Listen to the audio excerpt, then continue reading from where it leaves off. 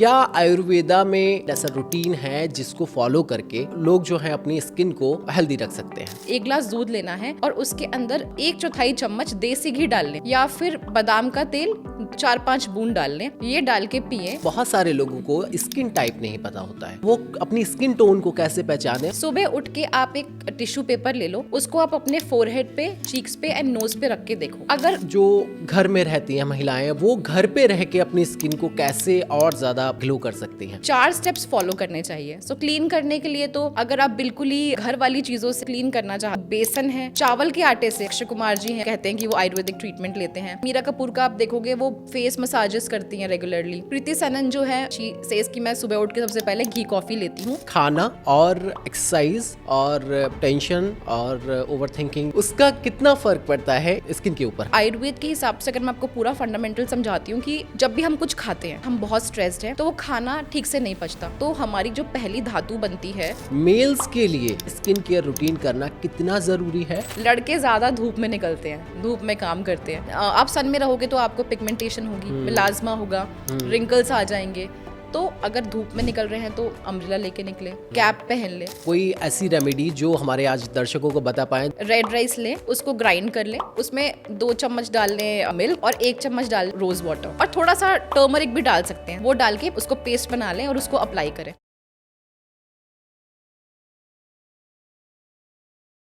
नमस्कार, मैं हूँ ऋषभ अग्रवाल और आप देख रहे हैं युग चरण। आज के समय में हर कोई चमकना दमकना चाहता है। मार्केट में तमाम तरह के प्रोडक्ट्स और तमाम स्किन केयर के रूटीन्स फॉलो करने की चीज़ें उपलब्ध हैं, लेकिन क्या वो आपकी स्किन के लिए सही हैं?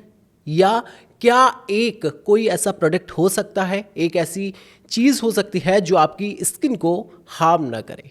आज इन्हीं सारी चीज़ों पर बात करेंगे। एंटी एजिंग की बात होगी, स्किन को कैसे आयुर्वेदा की मदद से आप हेल्दी रख सकते हैं, और इन्हीं सारे सवालों के जवाब देने के लिए हमारे साथ आयुर्वेदा एक्सपर्ट डॉक्टर काजल ढींगरा हमारे साथ मौजूद है। मैम, बहुत बहुत स्वागत है आपका। धन्यवाद जी। सबसे पहले आप बताइए कैसे हैं?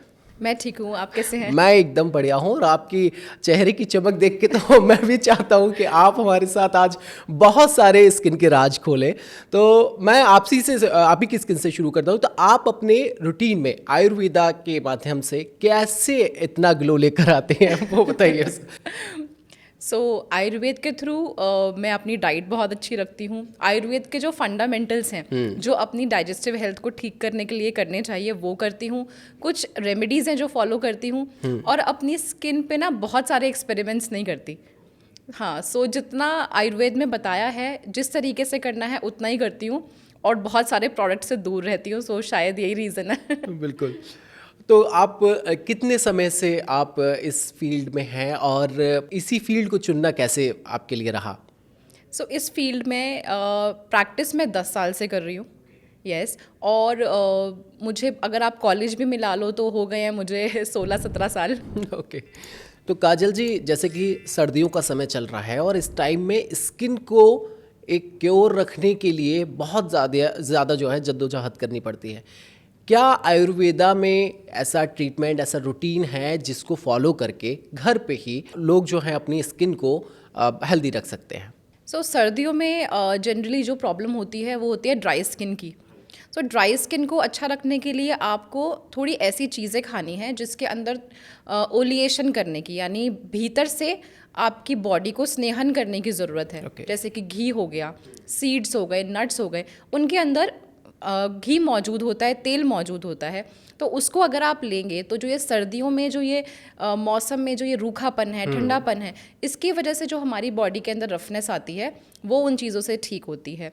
साथ ही कुछ रेमेडीज़ भी हैं, जैसे कि जिनको बहुत ज़्यादा रूखापन है, बहुत ज़्यादा मॉइस्चराइज़र लगाने के बाद भी कुछ रिजल्ट्स नहीं मिल रहे, तो उनको अपने 1 ग्लास दूध लेना है और उसके अंदर 1/4 चम्मच देसी घी डाल लें या फिर बादाम का तेल 4-5 बूंद डाल लें। ये डाल के पिए। उनसे ना उनकी अंदर से भी पूरा ओलिएशन होगा और बाहर भी स्किन उनकी सप्पल और मॉइस्चराइज दिखाई देगी। बिल्कुल। लेकिन एक सवाल सबसे बड़ा आता है, बहुत सारे लोगों को स्किन टाइप नहीं पता होता है कि ऑयली स्किन है उनकी या ड्राई स्किन है या दोनों है। तो उनको वो अपनी स्किन टोन को कैसे पहचानें और उसके हिसाब से कैसे रेमेडी को फॉलो करें? सो स्किन टाइप पहचानने के लिए आप जैसे रात को सोए, सुबह उठ के आप एक टिश्यू पेपर ले लो, पतला सा टिश्यू पेपर, उसको आप अपने फोरहेड पे, चीक्स पे एंड नोज पे रख के देखो। अगर बिल्कुल ठीक है, लाइक कुछ भी उसके ऊपर ऑयल नहीं आया है, तो आपकी नॉर्मल स्किन टाइप है। अगर उस पर ऑयल आ गया, आप सुबह उठ के देखते हो बहुत चिपचिप सा अगर रह रहा है, तो आपकी ऑयली स्किन टाइप है। तो और ड्राई तो आपको पता ही चल जाएगा, जब आप उठोगे खिंची खिंची लगेगी, सप्पल नहीं होगी। तो इस तरीके से आप, ये है कंटेम्प्रेरी वे जानने का। लेकिन आयुर्वेद में हम वात पित्त कफ, ये 3 बॉडी टाइप्स के हिसाब से स्किन टाइप को हम डिनोट करते हैं कि ये वात स्किन टाइप है, ये पित्त स्किन टाइप है, ये कफ स्किन टाइप है। सो उनके भी अलग अलग सिम्टम्स होते हैं। जैसे जो वात वाली स्किन होगी वो ड्राई स्किन होगी, जो पित्त वाली स्किन होगी वो थोड़ी रेड होगी, इन्फ्लेम्ड फ्लश्ड सी होगी और सेंसिटिव भी ज़्यादा होगी और हीट भी उसमें ज़्यादा निकलेगी स्किन से।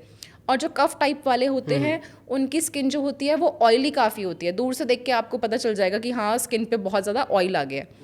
तो ये 3 तरीके की स्किन आपको देखने को मिलेगी और टेस्ट करने के लिए जैसे मैंने टिश्यू पेपर वाला बताया वो आप करके देख सकते हैं। इन सारी चीज़ों को फॉलो करने के बाद लोग अपनी स्किन टाइप को जान सकते हैं।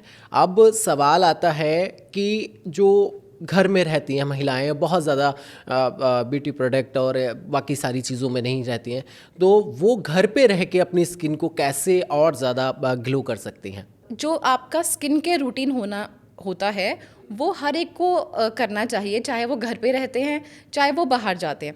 जो लोग बाहर जाते हैं उनका थोड़ा सा एडवांस स्किन केयर रूटीन हो जाता है। जो घर पे रहते हैं उनको जो ये CTM होता है, क्लेंजिंग, टोनिंग एंड मॉइस्चराइजिंग, और उसके बाद प्रोटेक्ट, ये 4 स्टेप्स फॉलो करने चाहिए। सो क्लीन करने के लिए तो अगर आप बिल्कुल ही घर वाली चीज़ों से अपनी स्किन को क्लीन करना चाहते हैं तो बेसन है, बेसन लगा के क्लीन कर सकते हैं। देन चावल के आटे से, आजकल तो कोरियन स्किन केयर में भी चावल यूज़ होता है, तो चावल के आटे से आप क्लीन कर सकते हो। नीम के पत्तों का काढ़ा बना के उससे क्लीन कर सकते हो। मुल्तानी मिट्टी से भी क्लीन कर सकते हो। तो क्लीन करने के लिए बहुत सारे ऑप्शंस हैं। Then comes toning, T stands for toning. Toning करने के लिए या तो आप रोज़ वाटर ले सकते हो, रोज़ वाटर लगा लो, उससे अच्छी से टोनिंग हो जाएगी। एंड मॉइस्चराइजिंग के लिए आयुर्वेद का एक तेल आता है, कुमकुमादी तेल, उसमें सैफरन वगैरह डला होता है, सैफरन और बहुत सारी हर्ब्स डली होती हैं उसके अंदर, वो यूज़ कर सकते हैं। और साथ ही में एक शतधौत घृत आता है, 100 टाइम्स वॉश्ड घी आजकल उसको मॉडर्न में लोग बोल रहे हैं, बट इट इज़ शतधौत घृत, वो उसको इस्तेमाल कर सकते हैं। तो ये 3 जो बहुत ही सिंपल रूटीन स्टेप्स हैं इनको करें, और सनस्क्रीन भी ज़रूर लगाएं। यस, सनस्क्रीन लगाना इज़ इम्पॉर्टेंट। ओके, तो जैसे कि अभी हमारी बातचीत में जिक्र आया ग्लास स्किन का, और बहुत सारे लोग इसको फॉलो करने की कोशिश कर रहे हैं, बहुत सारे कर भी पा रहे हैं, तो इसका क्या एक फॉर्मूला है कि किस स्किन टाइप को करना चाहिए, या हर कोई कर सकता है और उसमें कितनी उन्हें सफलता मिलती है, तो उसके लिए क्या करना चाहिए? सो ये जो ग्लास स्किन का कॉन्सेप्ट है ये कोरियन ब्यूटी से और बाहर वाली ब्यूटीज़ को देख के आया है। तो देखिए उनका जो खाना पीना होता है वो काफ़ी डिफरेंट होता है हम लोगों से। हम लोग जो खाते हैं और जो वो लोग खाते हैं उसमें बहुत डिफरेंस है। अब आप ऊपर से कुछ भी लगाते रहो, लेकिन जब आपका इनसाइड, आपका अंदर से ही कुछ ठीक नहीं है, अंदर से आपका डाइजेशन अच्छा नहीं है, 36 बीमारियां हैं, तो आपकी स्किन पे वो ग्लो कैसे आएगा? कैसे? सो इसीलिए आपको डाइट पे बहुत फोकस करने की ज़रूरत है। साथ ही में स्ट्रेस हो गया, स्ट्रेस जितना लोगे स्किन उतनी डल दिखेगी। यस, तो स्ट्रेस को भी दूर रखना है, और लगाने वाली चीज़ें तो फिर जो मार्केट में आ रही हैं वो लगाओ, या फिर बिल्कुल आयुर्वेदिक स्किन केयर पे आप स्विच करो। तो आयुर्वेदिक में जो लोग अभी स्किन केयर रूटीन फॉलो कर रहे हैं, बहुत महंगे महंगे प्रोडक्ट्स मार्केट में अवेलेबल हैं और तमाम तरह के दावे करते हैं, कितनी सच्चाई है कि वो प्रोडक्ट इफ़ेक्टिव हैं, या वो जो प्रोडक्ट इस्तेमाल कर रहे हैं वो आयुर्वेदा में जाके उससे ज़्यादा या सिमिलर रिजल्ट पा सकते हैं? तो जो मार्केट में आजकल प्रोडक्ट्स आ रहे हैं, तो बहुत सारे प्रोडक्ट्स तो ऐसे हैं जिनकी क्वालिटी इतनी अच्छी नहीं है। जो दावा करते हैं उसमें वो चीज़ शायद ना भी डली हो, और जो महंगे प्रोडक्ट्स हैं उनकी क्वालिटी अच्छी होती है, क्योंकि कुछ हर्ब्स ऐसी होती हैं जो रेयर होती हैं, या फिर उनको कल्टीवेट करने के लिए ज़्यादा पैसा लगता है, महंगी हर्ब्स होती हैं, और वो उसमें अगर डली हुई हैं तो डेफिनेटली वो प्रोडक्ट का जो प्राइस है वो ऊपर जाएगा ही जाएगा। अगर कोई वही चीज़ डाल के आपको सस्ते में दे रहा है तो then you can think of कि हाँ इसके अंदर वो चीज़ नहीं है, या कुछ एडल्ट्रेट उसको किया गया है।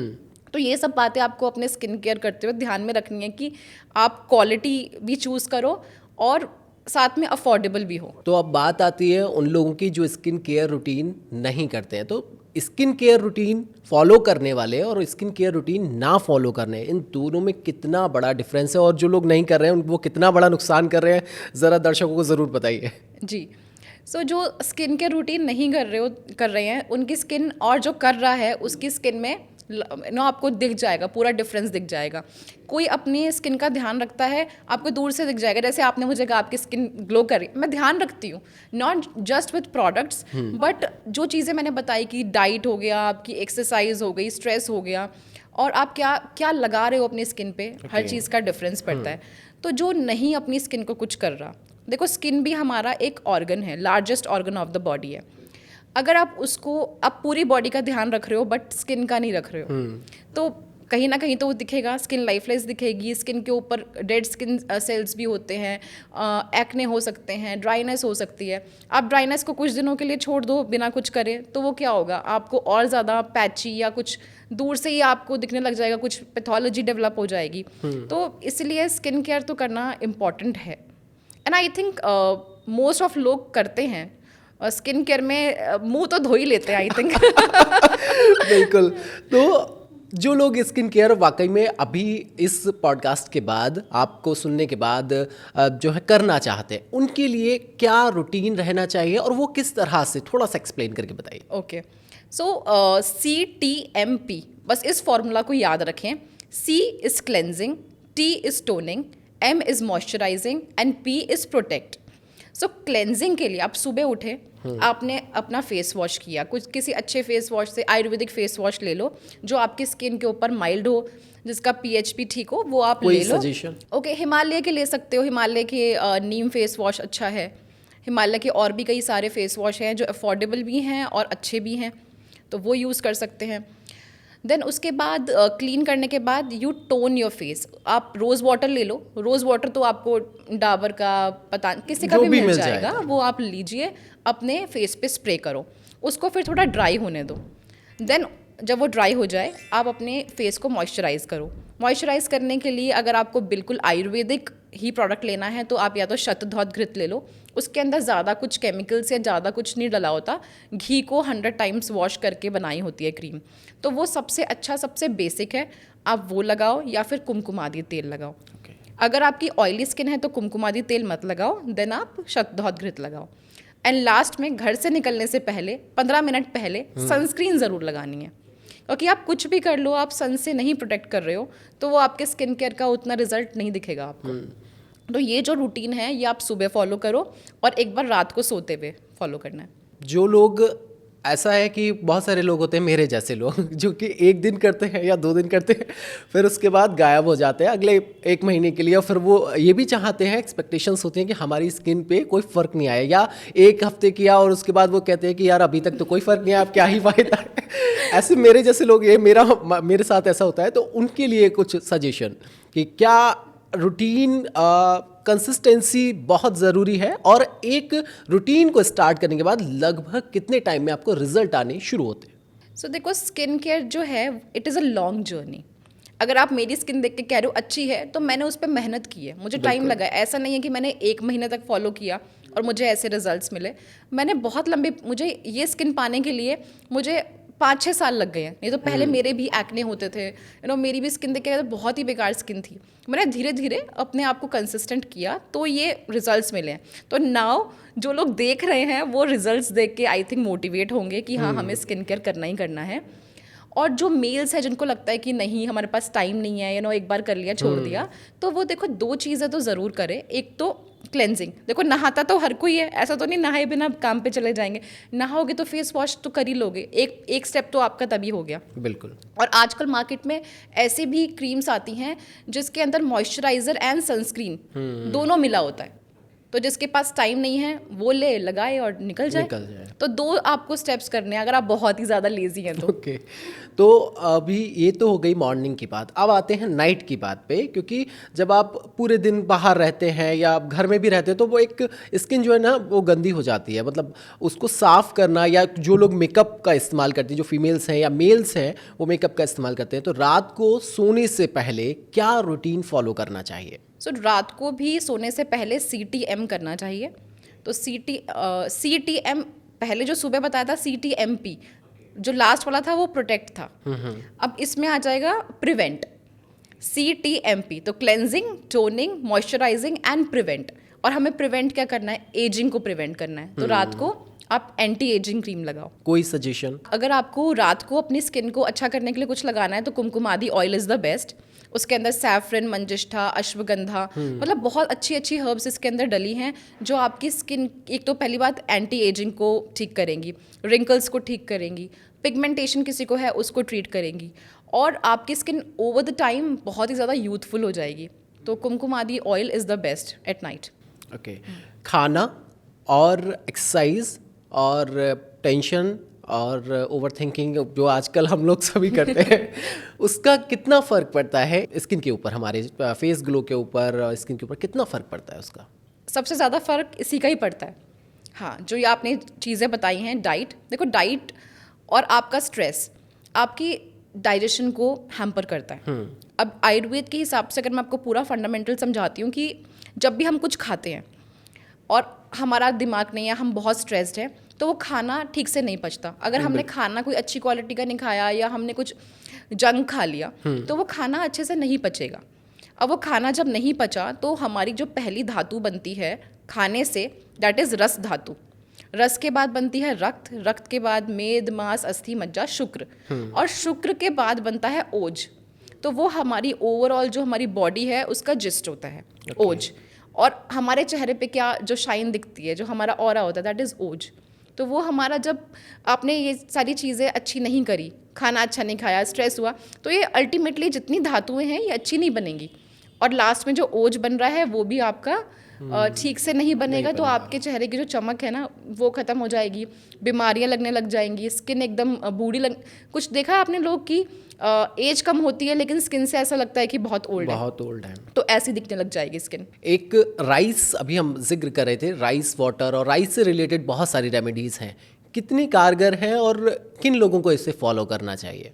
सो राइस वाली जो ये रेमेडीज़ या प्रोडक्ट्स हैं ये काफ़ी कारगर हैं, और अभी से नहीं बहुत पुराने टाइम से इनका यूज़ किया जा रहा है। और किसको करना चाहिए, वो कफ जो प्रकृति वाले लोग हैं, जिनकी बॉडी टाइप कफ है, यानी ऑयली स्किन है, टी जोन ऑयली है, या फिर जिनके सिस्टिक नोड्यूल्स हैं।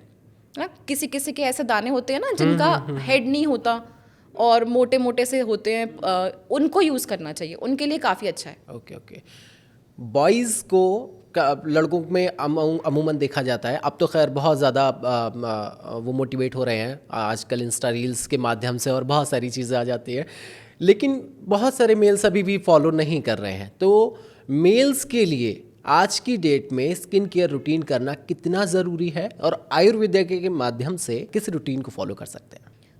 मुझे लगता है कि लड़कों के लिए भी उतना ज़रूरी है जितना फीमेल्स के लिए। इनफैक्ट फीमेल्स तो कम बाहर जाती हैं, लड़के ज़्यादा धूप में निकलते हैं, धूप में काम करते हैं, तो हर टाइम धूप में होते हैं, और सबसे ज़्यादा सन डैमेज, जो स्किन डैमेज होता है वो सन से होता है।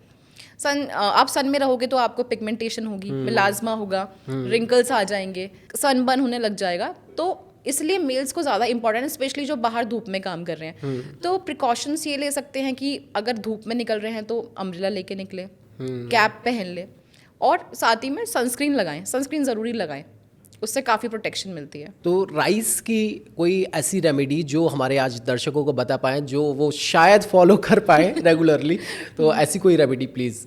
ओके, सो राइस लीजिए, एंड हो सके तो जो रेड राइस होते हैं, रेड राइस लें, उसको ग्राइंड कर लें, उसमें 2 चम्मच डाल लें मिल्क और 1 चम्मच डाल लें रोज़ वाटर, इनको मिक्स करके, और थोड़ा सा टर्मरिक भी डाल सकते हैं, ज़्यादा नहीं, थोड़ा सा वो डाल के उसको पेस्ट बना लें और उसको अप्लाई करें। अप्लाई कैसे करना है? अप्लाई फेस पे कर लीजिए विद हेल्प ऑफ फिंगर और विद स्पैचुला, या फिर ब्रश से भी लगा सकते हैं उसको। वो लगाएं 10-15 मिनट तक, जब तक वो ड्राई नहीं होता लगे रहने दें, देन वॉश कर लें। ओके, तो काजल जी, जैसे कि बात चल रही है और मार्केट में स्किन को ग्लो करने के लिए हर हफ्ते या 15 दिन में एक रूटीन को फॉलो करने की बहुत सारे फेशियल्स और क्लीन अप और ये इस तरीके की चीज़ें बहुत सारी मौजूद हैं, लेकिन घर में रह के हमारी दादी नानी ने बताया कि बेसन और बहुत सारी चीज़ें हैं उनके माध्यम से हमारी किचन में मौजूद हैं, हम उनसे अपने फेस को साफ़ कर सकते हैं, एक्ने हटा सकते हैं, बहुत सारी चीज़ें कर सकते हैं। तो उसके लिए कोई रेमेडी बताइए। ओके, सो फेशियल की आप बात कर रहे हो तो उसमें भी स्टेप्स होते हैं, तो स्टेप वाइज मैं बताऊंगी कि क्या क्या कर सकते हो। तो पहला है क्लीनिंग। Okay. आप अपने फेस को बेसन से क्लीन कर सकते हो, राइस फ्लावर से कर सकते हो। वो आपने क्लीन कर लिया, कैसे, थोड़ा सा एक्सप्लेन करके बताइए। ओके, सो आप बेसन ले लीजिए, बेसन में थोड़ा पानी मिलाएं, उसको मिक्स कर लें एंड देन फेस पे लगा के अच्छे से आपको स्क्रब करना है, मसाज करनी है। जैसे कि आप फेस वॉश लगाते हैं वैसे ही आपको लगाना है एंड देन ल्यूकवार्म वाटर से वॉश कर देना है। देन उसके बाद थोड़ी देर बाद आप उसको एक्सफोलिएट करो, अपनी स्किन को एक्सफोलिएट करना है। आप इसमें हनी का इस्तेमाल कर सकते हो। हनी आपको आराम से किचन में मिल जाएगा, बिल्कुल। वो आप अपने पूरे फेस पे लगाएं और 1 मिनट तक वापस से मसाज करें and then wash with lukewarm water. जो हनी होता है ना, वो सबसे अच्छा नेचुरल एक्सफोलिएटर होता है और इसमें कुछ ऐसा दानेदार भी नहीं होता कि जो आपकी स्किन को ना डैमेज कर देगा, तो ये सबसे अच्छा है, वो करें। उसके बाद थोड़ी सी आपको मसाज करनी है। मसाज में भी आप स्टार्ट विद योर फोरहेड से स्टार्ट करो एंड आपके ऐसे इस मोशन में आपका फिंगर्स चलने चाहिए, ऐसे मसाज करें एंड पूरे कॉन्टूर के ऊपर जो हमारा ये ऐसे मसाज के लिए चलना चाहिए। तो ऐसे करके कुछ देर के लिए लाइक 2-3 मिनट्स के लिए आप मसाज करो।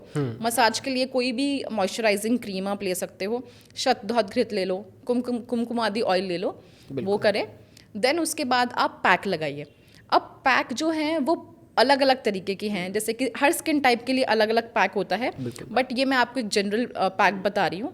आप मुल्तानी मिट्टी ले लीजिए, ठीक है, थोड़ा सा इसके अंदर बेसन मिला लो, मुल्तानी मिट्टी, बेसन, थोड़े सा अगर आपको रोज़ पेटल्स मिल जाए उसको ग्राइंड करके मिला लो, रोज़ वाटर, ये सबको मिक्स करो एंड देन अब अपने फेस पे अप्लाई करो।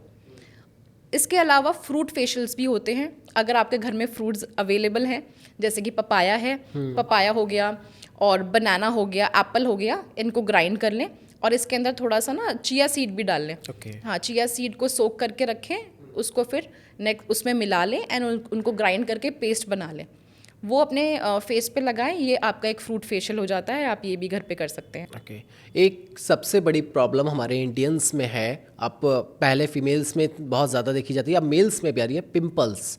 इससे बचने के लिए क्या करना चाहिए? पिंपल से बचने के लिए यही रूटीन फॉलो करना चाहिए, CTM।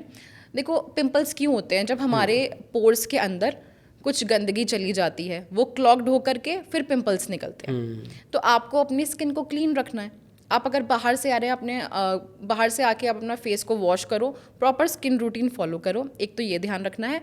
डाइट में आपको बहुत ज़्यादा तीखी चीज़ें जो हम बाहर जाके खाते हैं, जैसे मोमोज हो गए, उनकी चटनी हो गई, बर्गर हो गया, पिज़्ज़ा हो गया, तो ये सारे हमारे डाइजेस्टिफायर को ख़राब करते हैं और पित्त दोष जो हमारी बॉडी के अंदर होता है, पित्त दोष को बढ़ाते हैं। तो जब भी आपकी बॉडी में पित्त दोष बढ़ेगा तो एक्ने होंगे।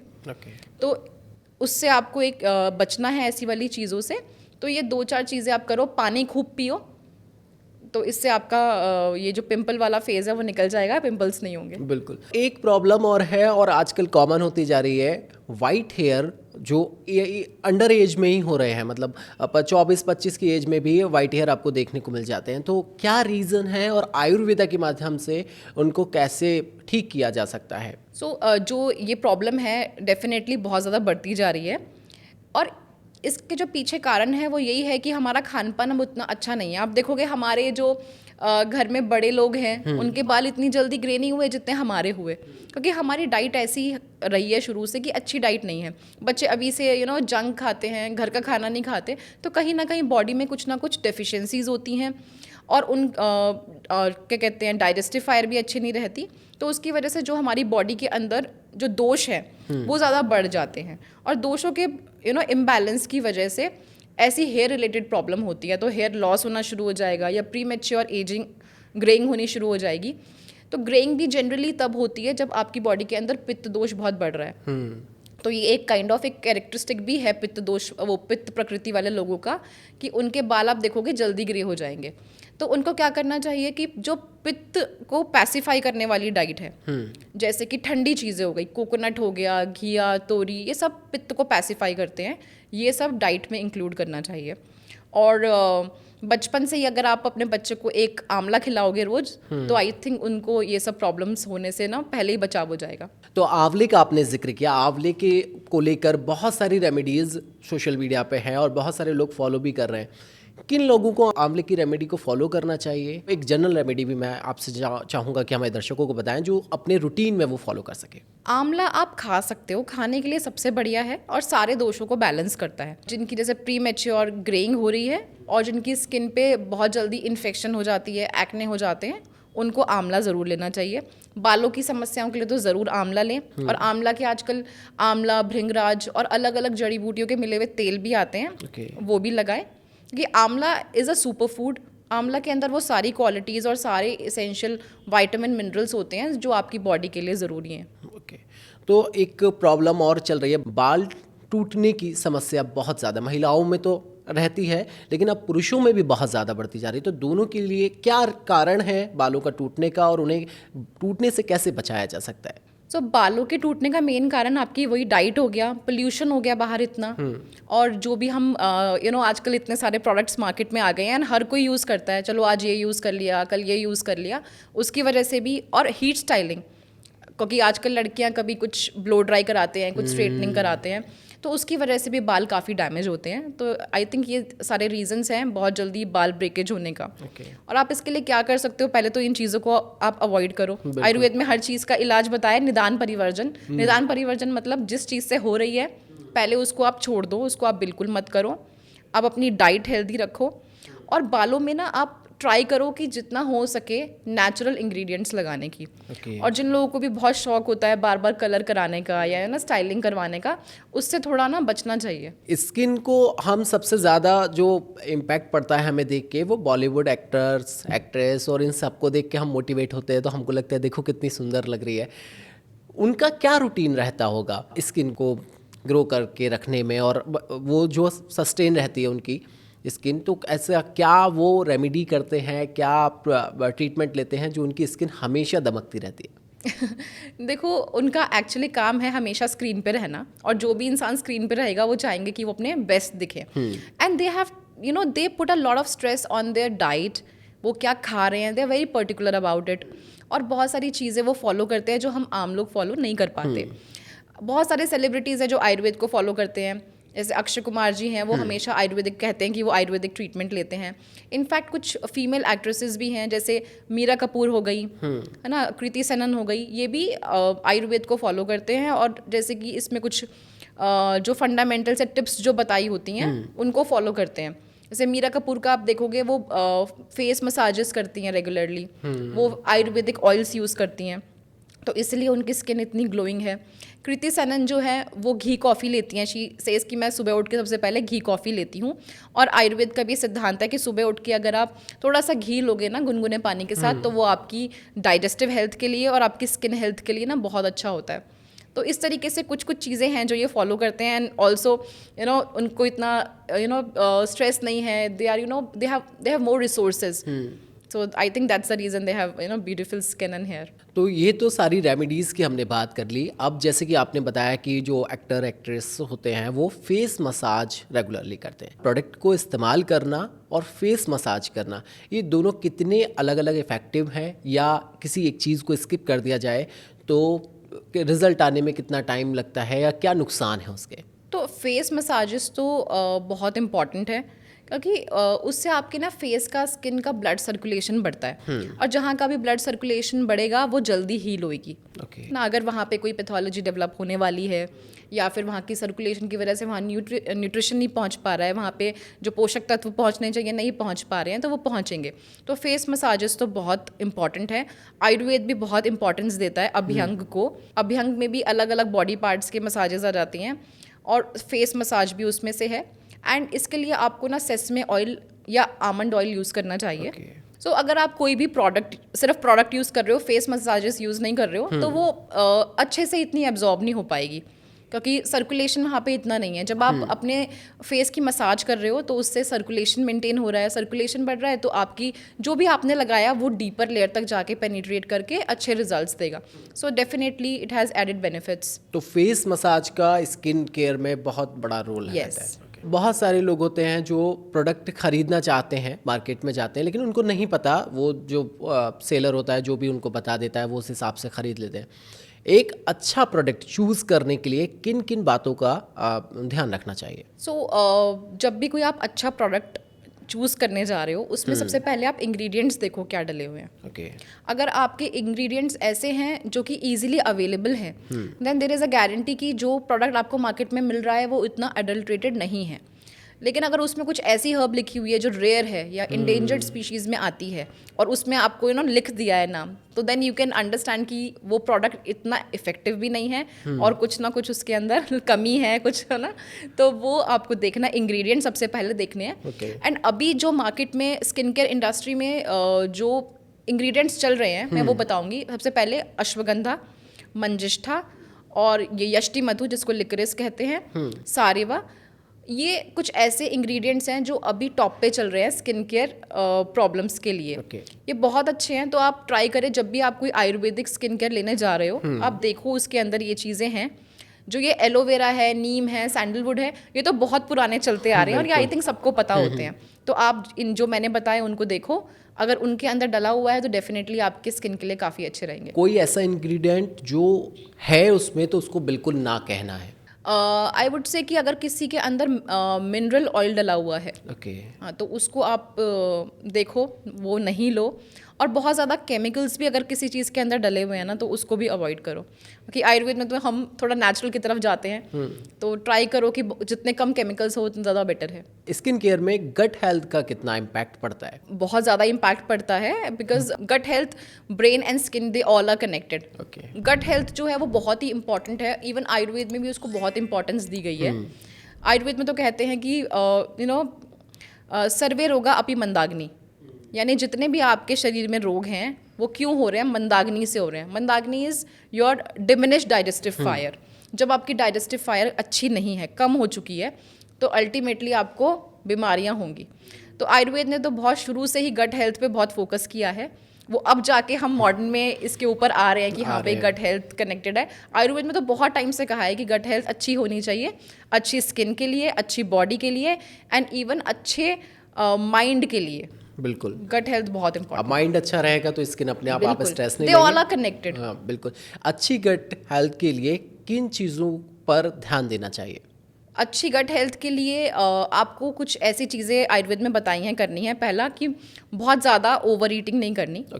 अपने स्टमक को हमेशा आप विजुलाइज करो कि 3 पार्ट में डिवाइडेड है, तो 1/3 पार्ट में आप सॉलिड खाओ, 1/3 पार्ट में लिक्विड एंड 1/3 को खाली छोड़ दो। बट हम क्या करते हैं, हम यहाँ तक खा लेते हैं, है ना? तो बिल्कुल ये सही बात है। और वो फिर पचेगा नहीं, फिर परेशान घूमते हैं कि पच नहीं रहा। अब जब वो पच नहीं रहा, वो जो अनडाइजेस्टेड है वो जाके बनाएगा आपके मेटाबॉलिक टॉक्सिन्स, जिनको हम आम कहते हैं, आम दोष कहते हैं आयुर्वेद में। अब ये आम दोष ट्रैवल करके इधर उधर जाते हैं। अब जहाँ पे भी जाके बैठ जाएंगे वहाँ पैथोलॉजी क्रिएट हो जाएगी। अब जब वो आपकी स्किन के नीचे आ जाएंगे तो वहाँ जाके वो ट्राई करेंगे कि हम शरीर से बाहर निकले, तो कुछ ना कुछ स्किन प्रॉब्लम इरप्ट होगी, जैसे कि एक्ने हो गए, प्रीमेच्योर एजिंग हो गई, पिगमेंटेशन हो गई। तो इसीलिए gut health is the most important. Gut health को अच्छा रखने के लिए क्या नहीं करना है, मतलब नो मीन्स नो कहना है? गट हेल्थ को अच्छा रखने के लिए जैसे अभी मैंने बताया कि अपनी भूख से थोड़ा कम ही खाओ। और हमेशा सीजनल खाओ। आप जैसे हम क्या होता है आजकल हर टाइम 12 महीने हर चीज़ मिल जाती है, तो जिस टाइम पे जिस सीज़न में जो आई है चीज़ वही खानी है। और अगर आपके आसपास जो चीज़ उग रही है अगर आप वो खाओ तो और ज़्यादा अच्छा है।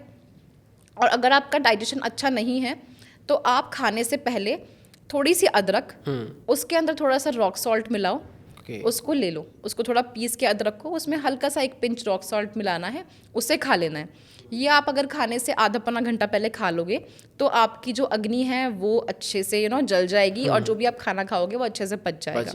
ये आपको करना है। और कुछ ऐसी चीज़ें भी होती हैं जिनको नहीं खाना है, जो आपकी बॉडी में इन्फ्लेमेशन कॉज करती हैं, जैसे कि रात को आप दही मत खाओ। ओके। हाँ, रात को दही तो आयुर्वेद में बिल्कुल मना किया हुआ है, इन्फ्लेमेशन कॉज करता है। और आपको अपनी प्रकृति के हिसाब से खाना है। अगर आप वात प्रकृति हैं तो आपको ऐसे चीज़ें नहीं खानी है जो आपकी वात को और बढ़ा दें।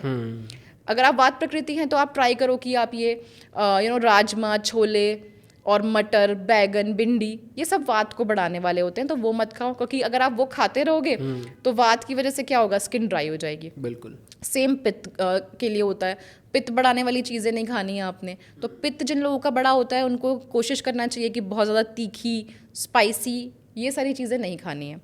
और जो कफ दोष वाले हैं, कफ प्रकृति वाले हैं, उनको ट्राई करना है कि बहुत ज़्यादा ग्रीसी, ऑयली और बहुत ज़्यादा हाई शुगर कंटेंट वाला जो खाना है उनको वो नहीं खाना है।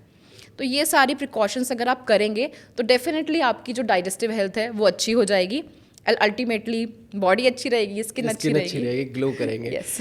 एक बहुत सारी रील्स में और सोशल मीडिया पे ड्रिंक्स के बारे में जिक्र होता है। मॉर्निंग ड्रिंक्स में जीरे के साथ आप ले लीजिए, या हनी और लेमन ले लीजिए, ये और भी बहुत सारे ड्रिंक्स हैं। तो किन लोगों को किस ड्रिंक का इस्तेमाल करना चाहिए, और एक कोई ऐसा ड्रिंक जो सभी लोग इस्तेमाल कर सकते हो?